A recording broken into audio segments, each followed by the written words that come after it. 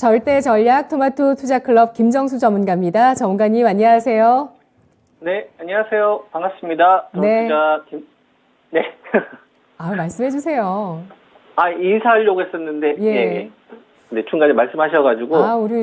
진짜 아쉽네요. 네. 네. 말씀하시는데 제가 탁 끼어 들어갔습니다. 아니, 그렇지 않습니다. 예, 네. 전문가님, 지금 오늘 금요일장까지 벌써 왔습니다. 어느덧 이렇게 쭉 흘러왔고요. 한 주 동안 굉장히 화려한 종목들 시세가 나오고 있는데요. 지금 시장 한마디 정리해 주시죠. 달러 강세와 관련된 부분을 계속 말씀드려야 될 것 같아요. 현금 관리, 비중 관리 키, 달러 강세 두 번째 시간입니다. 네, 달러 인덱스 최근에 제일 주목되고 있는 지표 가운데 하나입니다. 105달러 선 부근에서 계속 터치하면서 계속 이 선을 두드리고 있습니다. 일단은 아직은 저항이라고 볼 수는 있을 것 같은데 완전히 안착은 해주지는 못하면서 연일 왔다 갔다 하잖아요. 달러 강세 이어질까요? 달러 강세가 이어질 것이냐에 대한 부분에 대한 제 대답은 금리 인상 전, 그러니까 2022년 4월 달이 되겠네요. 금리 인상 전, 미국이 금리 인상하기 전, 그 다음에 금리가 역전되기 전보다는 달러 강세가 이어지는 게 맞다. 이게 정확한 대답 같아요. 그러니까 앞으로의 흐름이 어떻게 될 것이다 라고 제가 단언할 수는 없는데, 현재 구간에서 알 수 있는 거는 금리 인상 전보다는 달러 강세가 이어지는 거는 당연하겠구나. 이건 펀더멘털 바뀐 거니까. 이게 정확한 대답이라고 좀 보고 있고, 그리고 지금 구간에서 우리가 봐야 될 거는 돈들이 반응하고 있다라는 거. 뭐에 반응하고 있다라고 말씀을 드리냐면 1240원에서 50원 넘었잖아요. 그죠? 그러면은 신경 쓰고 있다는 얘기예요. 이 달러 강세에 대한 변수 요인들을 좀 시장은 좀 신경 쓰고 있다. 그럼 달러 강세가 나오는 기간 동안에는 저는 어떠한 관점으로 바라보고 있냐면, 코스피 지수 기준으로 봤었을 때 한 2,500선 요 정도가 일단은 저항으로 인식을 한 상태에서 지금 한 달 넘게 횡보하고 있는 좀 구간인데, 이런 구간에서는 저는 계속 현금 관리가 어느 정도는 이루어져야 된다라고 보고 있고, 그 다음에 비중 관리도 어느 정도 이어져야 된다라고 보고 있는 겁니다. 20% 있는 건 한 10%만 있고, 왜냐하면 아래쪽으로 만약에 조정이 나왔었을 때 사고 싶을 때 못 살 수 있으니까 그 현금 관리가 필요하다라고 보고 있고요. 그 다음에 비중 관리도 마찬가지입니다. 저희도 배터리 아직 가지고 있거든요. 근데 비중을 좀 덜고 있는 거죠. 그리고 반도체도 마찬가지인 거고, 바이오, 언택 관련된 주식들도 마찬가지다. 왜? 일단 달러 강세가 나왔으니까. 달러 강세가 나왔으니 이제 앞으로 달러는 1240원에서 1250원 요 구간에 있었을 때는 최소한의 대응할 수 있는 현금은 남겨놔야 된다. 승부를 봐서 이렇게 베팅해야 되는 이런 자연전 아니라고 좀 보거든요. 이게 이제 첫 번째로 부분 우리가 이제 중요하게 바라봐야 될 부분이라 좀 생각을 하고요. 이제 종목들마다 수익률 게임이 많이 펼쳐졌는데, 엄밀히 말하면은 배터리 쪽에서 많이 나왔다라고 보는 게 타당할 것 같아요. 사실상 이번 구간에서 거의 배터리가 수익을 좌지우지했기 때문에 배터리 하지 않았으면 수익이 좀 동참하기 어려웠던 이런 좀 상황입니다. 심지어 소부장도 배터리 관련된 섹터들만 좀 반등이 나오다 보니까 그야말로 이번 구간뿐만 아니라 작년도 9월 달에서 11월 달 배터리 쏠림이 조금 더 심해지고 있는 것 같습니다. 그래서 이거를 좀 우리가 전략적으로 어떻게 좀 잘 활용하면 좋겠냐라고 말씀 좀 드리냐면, 첫 번째로 LG 에너지 솔루션이 오늘 거래대금이 얼마 정도 터지는지 제가 봤어요. 420억 붙더라고요. 420억. 그리고 삼성 SDI가 거래대금이 얼마 붙는지 보니까 한 500억 정도 붙어요. 500억 정도. 그 다음에 삼성전자가 거래대금이 얼마 정도 붙냐면 한 1,700억밖에 붙지 않습니다. 그 다음에 SK 하이닉스가 거래대금이 얼마 붙는지를 보니까 한 520억 정도 붙어요. 삼성 바이오로직스가 거래대금이 한 70억 정도 붙고요. 그 다음에 셀트리온이 한 279억, 한 300억 살짝 안 붙습니다.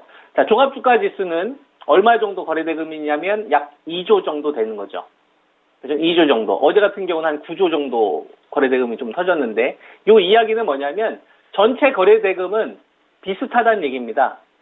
전체 거래대금은 2월달 내내 비슷한데 요 구간에서 지수를 땡기는 데 있어서 가장 큰 퍼센테이지를 차지하는 시총 대표 종목들이 거래대금이 늘어나지 않는다. 그러면 이거는 우리가 어떻게 해석을 할 수가 있냐면 전체 총량은 유지가 되고 있는 거잖아요.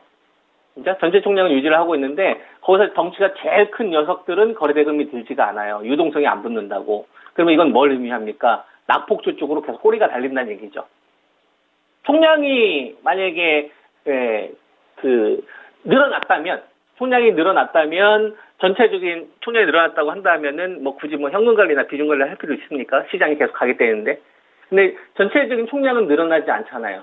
여기 가운데서 배터리하고 반도체하고 바이오에서 가장 이 대표 종목들이 거래 대금이 늘어나지 않는다는 얘기는 그럼에도 총량이 유지되고 있다는 얘기는 이건 낙폭주 쪽으로 저점 매수가 좀 들어오는 게 아니냐. 뭐 이런 걸 우리가 키높이로 부르지 않습니까? 그 대표적으로 좀 보면 뭐 여러분들한테는 일진 머티리얼즈를 말씀을 많이 드렸던 것 같은데 한 67,400원? 그때가 한 57,000원 정도 제시했던 것 같아요. 그때 한 7만원 선 정도 목표치 좀 제시했던 것 같은데 요게 좀 뒤늦게 반응을 하더라고요. 그리고 SKC 같은 경우도 아래쪽으로 깰 거냐, 그 다음에 이제 위쪽으로 펼 거냐 했을 때 이쪽도 좀 위쪽으로 반등을 하는 모습이 좀 보이고, 그 다음에 첨보, 전해질 관련된 주식들도 좀 보이죠. 낙폭주들 가운데 좀 많이 나오죠. 어제는 폐배터리 관련된 주식들이 좀 나왔고, 오늘 같은 경우에는 낙폭주까지 좀 전이가 좀 되면서 오늘 시장 배터리 관련된 주식들은 말 그대로 세계의 축이 돌아가면서 흐름이 나오는 게 아니냐. 이렇게 이제 판단을 좀 할 수 있습니다. 그래서 뭐 보유하신 분들의 입장에서는 저는 호재가 나올 때마다 조금씩 회수해야 된다고 생각을 하고요. 다 팔 필요도 없어요. 저희도 다 팔지는 않습니다. 배터리는 어쨌거나 앞으로 우리가 주식 투자를 하는데 꼭 필요한 거죠. 양을 조절을 하는 거죠. 양을.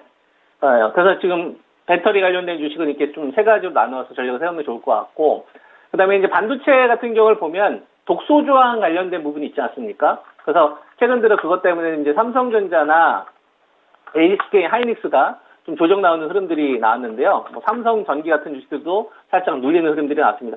이게 그냥 눌린다라고 보고 있고 완전히 죽인다라고 판단하지는 않습니다. 만약에 죽인다고 한다면 반도체 가운데서도 한솔케미칼이나 솔브레인 이런 주식들이 아마 추세가 무너졌을 거예요. 근데 무너지지 않고 그냥 지수랑 같이 눌림 조정 정도만 나오잖아요. 그러니까 눌림 정도에서만 좀 타협을 하려고 하는 거구나. 이런 관점으로 바라보면 될 것 같고, 그 다음에 이번 구간에는 반도체 장비도 봐야 된다고 생각을 합니다. 그래서 이전에는 뭐 소재 삼총사로 여러분들한테 추천드렸던 게 뭐 한솔케미칼, 솔브레인, 동진 세미캠 이런 것들을 많이 이야기를 해드렸는데, 이번에는 좀 원익 RPS나 테스, 그 다음에 유진테크 한 세 종목 정도를 삼총사로 묶어가지고 공략 대상에 이번에 좀 포함시켜야 되지 않겠느냐, 이런 말씀 좀 드리겠고요. 자, 그 다음에 바이오 관련되어서 좀 설명을 좀 드려야 되는데, 이렇게 좀 생각을 하시면 좋을 것 같아요. 바이오 가운데서 지수가 지금 코스피 지수가 2,437 정도 되잖아요. 박스권 안에 갇혀져 있잖아요. 여기서 만약에 시장이 아래로 빼요. 아래로 조정이 나와요. 그러면 그때는 바이오 가운데서 다른 종목 볼 필요가 없습니다. 삼바를 보면 돼요. 네, 삼바가 받쳐주지 않으면 그러니까 강남 반포가 딱 바닥을 찍어주지 않으면 나머지 주변 지역이 하더라도 소용없다는 얘기예요. 먼저 딱 거기서 기준을 잡아줘야 된다 이겁니다. 삼성 바이오로직스 기준으로 보면 지금 한 78만 원 선 정도 되는데, 이 주식이 저점을 찍었던 자리가 언제냐면은 1월 달에 찍었어요. 1월 28일 날. 종합주가지수는 9월 말에 저점을 찍었잖아요. 이때 종합주가지수가 2130 정도까지, 2130선 정도까지 떨어졌다가 이제 반등이 나왔던 거거든요. 그죠? 근데 그 전에 저점이 나왔잖아요. 요 기간 동안 삼성 바이오로직스는 CM으로만 돈을 벌다가 시밀러, 삼성 바이오 에피스 지분을 2022년도 4월 달에 인수를 하면서 요 실적을 반영하기 시작했던 게 5월 달부터 반영을 하기 시작을 했습니다. 그러니까 김밥만 팔다가 떡볶이도 같이 팔게 되는 상황으로 바뀌어버린 거죠. 그러면 그 자리는 유지를 해줘야 된다는 얘기예요. 펀더멘탈상. 만약에 지수가 빠지지도 않는데 만약에 바이오 관련돼서 삼바조차도 무너뜨린다. 여기에서 만약에 방어도 안 나온다. 그 얘기는 바이오 산업 자체를 시장이 버린다는 얘기인데, 이 바이오 산업 자체를 완전 시장에서 버린다는 얘기인데, 그러려면은 옛날 그런 게 나와야죠. 무슨 회계 분식이라든지 이런 게 나와야 된다 이거예요. 아니면은 앞으로 거래를 못 하게 된다든지. 근데 쉽지 않잖아요. 삼성 바이오로직스 고객이 그죠? 로슈나 존슨앤존슨이나 노바티스나 그다음에 MST 그죠? 그다음에 GSK 뭐 BMS 이번에 화이자까지 미국하고 유럽하고 다 있는데 쉽지 않죠. 미국 글로벌 기업하고 같이 가는 업체인데 그러니까 산발을 기준으로 보시면 되는 겁니다.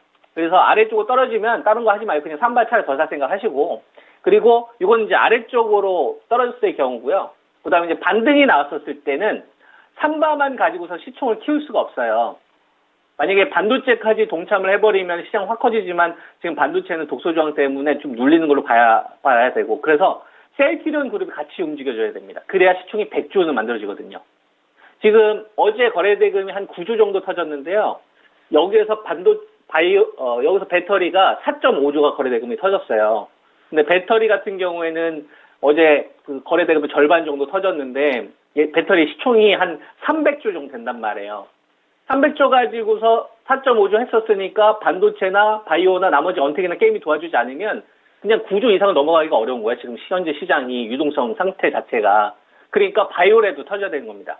그러니까 올라갈 때는 셀트리온 그룹이 참여했었을 때는 이건 살리는구나 라고 생각을 하시고 그게 아니라 만약에 지수를 빼는 데 있어서 그냥 삼바만 가지고서 그냥 자주지한다 그러면은 기간을 더 주려고 하는 거구나. 이런 식으로 여러분들이 공략 포인트를 좀 잡으셔야 될 것 같습니다. 이런 식으로 좀 바이오와 관련된 부분을 말씀 좀 드리겠고 또 이거는 또 계속해서 제가 여러분들한테 또 체크해 드리도록 하겠습니다. 네. 네, 알겠습니다. 오늘은 또 바이오에 대해서 할애를 많이 해주셨어요. 분석 잘 들었습니다. 예, 감사합니다. 네, 고맙습니다. 배터리 가운데서 후발주자 이전에 주목해 주신 종목들 LNF 등 말씀해 주셨고 지금 반도체 가운데서는 장비주 주목해 주시면서 3인방 설명해 주셨습니다. 지수 상승과 하락 가운데서 셀트리온, 삼성바이오로직스 알아봤습니다. 지금까지 투자 판단에 도움드릴 수 있는 내용들을 알아봤고요. 다만 주가의 상승과 하락을 보장하지는 않습니다. 고맙습니다.